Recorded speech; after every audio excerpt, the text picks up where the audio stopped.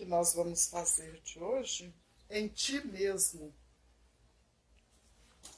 do livro Caminho, Verdade e Vida, da coleção Fonte Viva, que Emmanuel nos deixou através de Chico Xavier.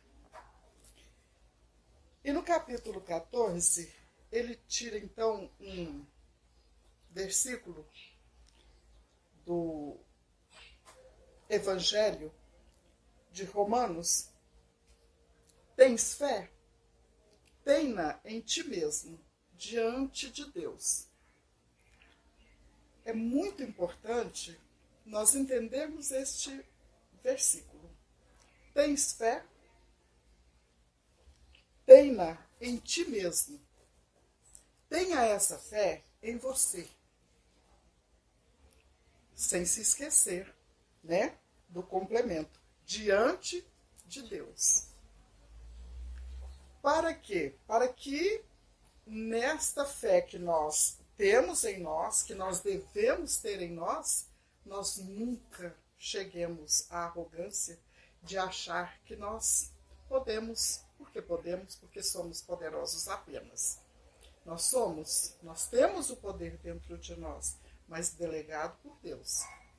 Isso nós não podemos esquecer jamais, né? Nós não podemos ser arrogantes a esse ponto. Então ele começa dizendo assim, que no mecanismo das realizações diárias não é possível esquecer a criatura aquela expressão de confiança em si mesma e que deve manter na esfera das obrigações que tem de cumprir à face de Deus. Porque tudo que nós temos que fazer aqui, tudo que nós viemos para fazer aqui na Terra, nós viemos para fazer à face de Deus. Por que é a face de Deus? Primeiro, porque o mundo físico, as nossas obrigações aqui, elas têm que ser desempenhadas para o nosso crescimento e para o crescimento coletivo. Nós não viemos aqui apenas para amealhar os nossos recursos físicos, materiais. Nós viemos aqui para aproveitar este orbe, este planeta, este lugar, estes recursos, todos os recursos que nos foram conferidos para o nosso crescimento espiritual. Tudo o que nós temos que desempenhar aqui na Terra, então nós temos que ter este cuidado de fazer, lembrando sempre que é a face de Deus que nós estamos fazendo, é na presença de Deus e conforme a delegação dele. Os que vivem na certeza das promessas divinas são os que guardam fé no poder relativo que lhes foi confiado e, aumentando-o pelo próprio esforço, prosseguem nas edificações definitivas com vistas à eternidade. É isso que nós viemos fazer aqui. É mais um passo que nós viemos dar aqui, nesta terra, neste lugar, nesta comunidade, convivendo com todos aqueles que estão no mesmo processo que nós, que vieram também com os mesmos objetivos de crescimento individuais, com toda certeza. Porém, o objetivo é o mesmo, é chegar até o Pai. Nós fomos ver lá em Romanos, pegamos aqui a Bíblia, e fomos ver o que ele estava finalizando, porque esse é o fecho praticamente do capítulo 14, né? O versículo 22, ele já é o fecho deste capítulo. E lá nós verificamos o seguinte, que ele, Paulo, estava querendo que nós entendêssemos que precisa muito uma coisa que neste momento todo o planeta, todas as pessoas estão precisando, que é a tolerância, o entendimento para com o outro. Por que nós devemos entender o que o outro precisa? Então ele está dizendo lá nesse capítulo todo que nós precisamos entender o seguinte: ele dá esse exemplo da comida, outros exemplos ele dá, mas naquela época as coisas precisavam ser ditas mais próximo. E qual é a necessidade principal do homem dentro da sua sobrevivência? É o alimento.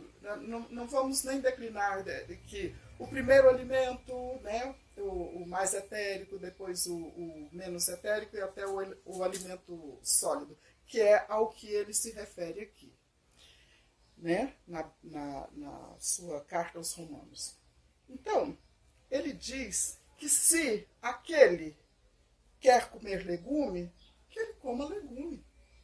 Que se o outro quer comer outra coisa, que um tem que respeitar o outro, respeitar o nível de fé que cada um tem. Se aquele acha que o legume é o certo para ele, que seja respeitado. Se ele já acha que é um outro tipo de comida, também que seja respeitado. Por quê? O que vai dizer se aquilo é certo ou se é errado está dentro de cada um. Cada um já tem essa avaliação. Cada pessoa vai dar, se ela está agindo daquela forma ou daquela outra, e ela sabe que está agindo da forma errada, eu tenho que ter também tolerância com ela. Ela vai despertar. Nós temos toda uma eternidade para chegar ao objetivo para o qual nós fomos criados. Nós fomos criados para a perfeição, mas Deus nos deu um tempo. Ele nos deu o tempo da eternidade, para que nós possamos, de degrau em degrau, dentro do tempo de cada um de nós, se eu estou querendo já me livrar do sofrimento das vidas, eu tenho que buscar errar menos, porque naquilo que eu já sei que é errado, eu já devo afastar. Mas se eu ainda quiser continuar errando, eu vou ter que passar por outras provas, certo? Da mesma forma que lá na nossa escola material. Se eu quiser estudar, eu vou estudar e vou passando de ano. Mas se eu quiser levar o tempo mais, vou gastar um pouco mais de tempo para atingir a minha formatura, coroar aquele ensino. Aí nós vamos ver que tudo está interconectado. Essa palavra muito atual. Tudo está muito interconectado. Aqui os livros se complementam, os ensinos se complementam. Nós vimos o Caminho, Verdade e Vida, vimos Romanos e vimos o Evangelho segundo o Espiritismo. A fé que transporta montanhas. Porque nós vemos que em ti mesmo, o que é essa fé em ti mesmo? Qual é essa fé que ele estava dizendo? Então tem aqui, abrindo o capítulo 19 do Evangelho segundo o Espiritismo, a fé que transporta montanhas. Poder da fé. E nós vamos ler o trecho mesmo que Jesus deixou. E depois que veio para onde estava a gente, chegou a ele um homem que, posto de joelhos, lhe dizia: Senhor, tem compaixão de meu filho, que é lunático e padece muito, porque muitas vezes cai no fogo e muitas na água. E tenho-o apresentado a teus discípulos, e eles não o puderam curar. E respondendo, Jesus disse: ó geração incrédula e perversa, até quando hei de estar convosco? Sentindo, evidentemente, o sofrimento que causa a vida terrestre, o aprisionamento do espírito. Até quando terei que estar convosco aqui em carne e osso, né? Até quando vos hei de sofrer? Trazei-mo cá. E Jesus o abençoou e saiu dele o demônio. E desde aquela hora ficou o moço curado. Então se chegaram os discípulos a Jesus em particular e lhe disseram: por que não podemos nós lançá-lo fora? Jesus lhes disse: por causa da vossa pouca fé. Porque na verdade vos digo, se tiverdes fé como um grão de mostarda, direis a este monte: passa daqui para acolá, e ele há de passar, e nada vos será impossível. Aí em Mateus, né, capítulo 17, versículos 14 a 19. Vem agora a explicação dos espíritos. É certo que, no bom sentido, a confiança nas próprias forças torna-nos capazes de realizar coisas materiais que não podemos fazer quando duvidamos de nós mesmos. Gente, a fé que nós temos em nós mesmos é essa autoconfiança, é a confiança em si mesmo. Essa autoconfiança, ela nos diz: estuda esse capítulo que você vai, essa matéria vai cair na sua prova. E nós vamos estudar, nós vamos ter confiança que nós estamos apreendendo aquele ensinamento, e quando ele nos for perguntado, nós teremos a condição da resposta correta. Então, essa autoconfiança, eu sou capaz, isso é muito próprio da juventude, mas nós não podemos perder essa juventude com o passar dos anos. Essa força deve continuar conosco, porque nós já entendemos que acima de nós existe sim uma vontade superior, mas que está escrito, foi deixado por Jesus, que se tivermos a fé do tamanho de um grãozinho de mostarda, que é menor que o menor confeito daqueles que nós colocamos no bolo, né? Aquela sementinha de mostarda bem pequenininha, se nós tivermos uma fé daquele tamanhozinho, nós já conseguiremos dar a ordem para o monte, para ele ultrapassar daqui para lá, e ele seguirá. E que monte é esse? Que monte é esse a que Jesus se referia? Com certeza não é a um efeito geológico, né? Mesmo porque não há necessidade de ficarmos transportando montanhas de um lado para outro, né? Existem máquinas que fazem isso quando necessário, né? Mas essas montanhas criadas por nós, essas montanhas que ainda estão no nosso caminho e que muitas vezes estão dentro de nós, essas montanhas que são as dificuldades que nós criamos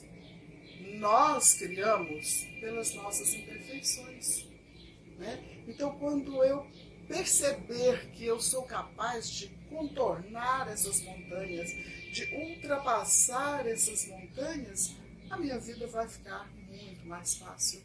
E isso vai ser o quê? O resultado desta fé. Tenha em ti mesmo. Tenha esta fé em você. Porque é esta fé que vai te levar a ultrapassar as suas montanhas e te levar até aonde você quer. Aonde você quer chegar agora? Você ainda está na parte das realizações materiais? Elas são importantes. Se você está querendo fazer as suas realizações importantes, faça-as, porque elas têm importância para você, antes de qualquer coisa. Tenha fé que você vai conseguir. Se você está querendo ultrapassar as suas montanhas morais, está na hora. Podemos já começar a transportar as nossas montanhas, que são essas as que foram recomendadas que nós ultrapassássemos. Então, dentro de tudo aquilo que nós estamos aprendendo e nós estamos vendo neste estudo, que tudo se interconecta. Nós acabamos de fazer o estudo do Evangelho, quando da mesma coleção, só que o livro Pai Nosso nos dizia, Emmanuel nos dizia que Deus protege a todos nós. Então nós estamos protegidos para tudo aquilo que nós quisermos realizar no bem, nós estamos protegidos, porque Deus não desampara. Este amparo é que nós precisamos entender. Qual é o nosso amparo? Qual é o amparo que eu estou precisando? Eu tenho fé que este amparo existe? Eu acredito realmente, né? Se eu acredito num poder superior que não me desampara, eu acredito no poder que existe em mim, que me foi delegado, porque eu sou o reflexo da consciência divina. Porque eu sou criatura divina. E se eu acredito que eu sou uma criatura divina, se eu acredito que Deus é onipresente, Deus habita em mim. E se Deus habita em mim, tudo me é possível para aquilo que eu acredito. Esta é a fé que está recomendada nesses 3 livros. Buscar, ter a fé em si, mas jamais pensar que, com orgulho, que eu não preciso de mais nada. Eu estou sempre na presença de Deus, porque Deus está em todos os lugares, permanentemente. Então, tudo aquilo que eu fizer, eu sei que tu me sondas. Não nos esqueçamos disso. Tudo na presença de Deus.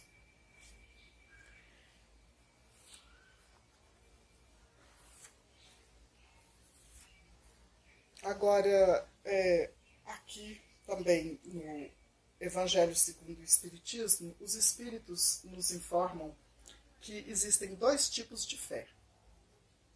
A fé vacilante e a fé verdadeira. A fé vacilante, por que ela é vacilante? Ela é intermitente. Ela vem e ela volta. Também é outra palavra, né, que entrou em voga atualmente. Ela vem, de repente ela se apaga. Eu tenho fé, mas aí eu encontro o obstáculo. Aquele obstáculo eu não consigo transportá-lo. Então minha fé vacila. Por quê? Porque eu não acreditei que eu estou protegida. Porque se eu acreditasse que eu estou protegida, que Deus não me desampara, através de Jesus e de seus muitos outros auxiliares, se eu acreditasse isso, eu não vacilaria. A minha fé seria uma fé forte, né? Então essa é a fé vacilante. Ela acaba gerando uma coisa muito ruim que está pairando no ar, que é a violência. Porque ela sente a própria fraqueza, a pessoa sente que ela não é tão forte assim. Então ela vacila. né? Ela não acredita. Ela acredita agora, mas a dificuldade surgiu, acabou, vacilou. E existe a fé verdadeira, né? Essa fé verdadeira é a que nós precisamos buscar. Por quê? Ela é acompanhada, ela anda lado a lado com a humildade. Por quê? Porque ela deposita a confiança mais em Deus do que em si. Ela sabe que ela pode, a pessoa sabe que pode, mas se for permitido, naquele momento, aquilo que ela está buscando. Porque ela não pode se esquecer que está sempre na presença de Deus. Aí ela é calma, né? Eu tenho toda a calma. Quando eu acredito que eu estou fazendo aquele cálculo que eu sei fazer, eu tenho calma. Agora, se eu não souber fazer, eu já começo a entrar em um certo desespero, né? E se eu perceber que eu estou sendo observada, né? E julgada e avaliada, aí é que a coisa fica feia mesmo. Aí eu não acredito. Mas se eu tenho certeza, aí eu fico calma. Esta é a fé calma, verdadeira, aquela que não gera violência. Muita gente aqui já deve ter passado por aqueles testes orais, né, que a gente era avaliado pelos nossos professores. Eu acho que hoje isso já caiu em desuso, eu não tenho certeza, mas eu acho que já caiu. Aquilo era assim, uma coisa aterrorizante, mesmo que a gente soubesse, né, a gente não tinha ainda, pela nossa imaturidade, a gente ainda não tinha aquela fé verdadeira. Então a gente ia para a frente do professor quando ele ia tomar o ponto e nós tremíamos na base, né? O que era? Era uma fé vacilante. Embora a gente tivesse a força da juventude, mas quando a gente chegava ali na frente, a gente sentia que a gente estava sendo avaliado, né? A gente sentia que não podia errar, porque se errasse, o julgamento viria, e esse julgamento não era um julgamento divino, né? Que é o julgamento onde existem tantos outros prismas que nós não compreendemos e que no livro Pão Nosso, que hoje nós podemos aprofundar um pouco, nos foi esclarecido, né? Então, quando nós nos sentimos naquele tribunal ali, mesmo que fosse um ou dois professores apenas, a gente tremia nas bases, porque a gente não estava sendo avaliado por Deus, porque Deus sabia que nós tínhamos estudado bastante, que nós tínhamos nos preparado. Mas eu não conseguia ali naquele momento ultrapassar aquele obstáculo. Por isso a minha fé se tornava vacilante. Então, diante de tudo isso que nós podemos ver hoje, nós vamos dar um encaminhamento na parte do Evangelho segundo o Espiritismo, que eles falam o seguinte, né, que eles, os espíritos. Noutra acepção, considera-se a fé que se deposita na realização de determinada coisa a certeza de atingir um objetivo. Nesse caso, ela confere uma espécie de lucidez que faz antever pelo pensamento os fins que se tem em vista e os meios de atingi-los, de maneira que aquele que a possui avança, por assim dizer, infalivelmente. Né? Essa fé que nós temos lá dentro de nós, a gente sabe o que é que nós estamos nos propondo a fazer, então nós vamos ser impulsionados para essa realização. Num e noutro caso, ela pode fazer que se realizem as coisas. A fé sincera e verdadeira, como nós dissemos antes, ela é sempre calma.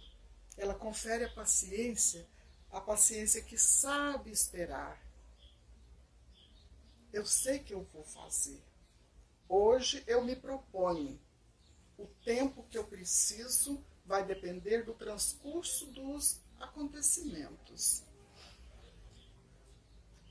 Ela confere a paciência que sabe esperar, porque estando apoiada na inteligência e na compreensão das coisas, tem a certeza de chegar ao fim, chegar ao objetivo, né? A fé insegura sente a sua própria fraqueza e quando estimulada pelo interesse, né, o interesse mesquinho, torna-se furiosa e acredita poder suprir a força com a violência. É quando a nossa fé é vacilante, né, que a gente dizia que ela desencadeia esse estado de violência. A calma na luta é sempre um sinal de força e de confiança, enquanto a violência, pelo contrário, é prova de fraqueza e de falta de confiança em si mesmo. Necessário guardar-se de confundir a fé com a presunção. A verdadeira fé se alia à humildade. Aquele que a possui deposita sua confiança em Deus mais do que em si mesmo. Pois sabe que, simples instrumento da vontade de Deus, nada pode sem ele. Tudo aquilo que nós nos propusermos a fazer e que nós não nos colocarmos à frente de Deus, ou seja, Deus está no comando daquilo, de nossas vidas, aquilo tem grande chance, se não toda a chance, de dar errado, de não se cumprir da forma como nós tínhamos pré-estabelecido. Se eu tenho uma fé ardente que desperta em mim a força, a convicção de que eu posso, na presença de Deus, com essa humildade, e que eu vou manipular fluidos necessários à cura de uma enfermidade, seja ela do espírito, e que praticamente todas são resultado, né? Seja ela já somatizada no corpo físico, né? Porque quando este chamado demônio foi retirado daquele moço, com essa palavra demônio designando apenas um espírito em sofrimento, olha a origem da palavra, demo, né? Humanidade, pessoa. E que estava gerando consequências nefastas, já naquele corpo que se debatia, que sofria, é porque ainda não tinham sido manipulados os fluidos necessários para chegar até aquele espírito que colocava o outro em sofrimento. Ainda não tinha sido manipulado o fluido necessário para ele entender que aquele não era o corpo que ele precisava atuar. Ele estava em outra esfera. Ele estava no mundo dos espíritos e, portanto, não tinha que estar atuando ali daquela forma. Ali,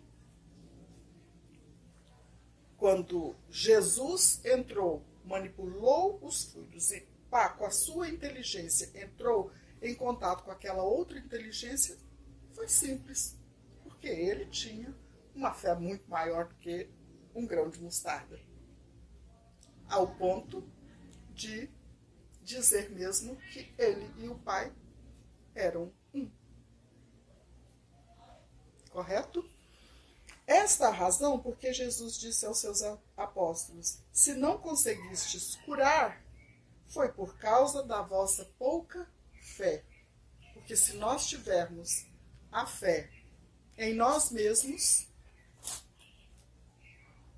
na presença de Deus, nós conseguiríamos todas essas coisas e muito mais. Também palavras de Jesus.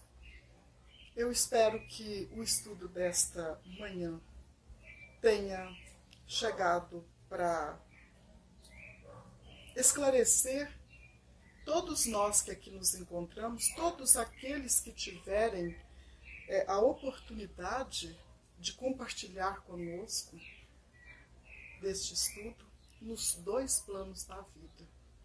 Espero que todos nós, quando sentirmos as nossas dificuldades, saibamos que nós somos protegidos pelo grande amor de um Deus que nos criou por esta força do amor e que no seu absoluto poder sabe o que cada célula, cada semente, cada molécula, enfim, cada uma da sua criação, cada coisa da sua criação, cada ser está precisando. E que nós somos protegidos por este grande amor, que é o amor do Pai.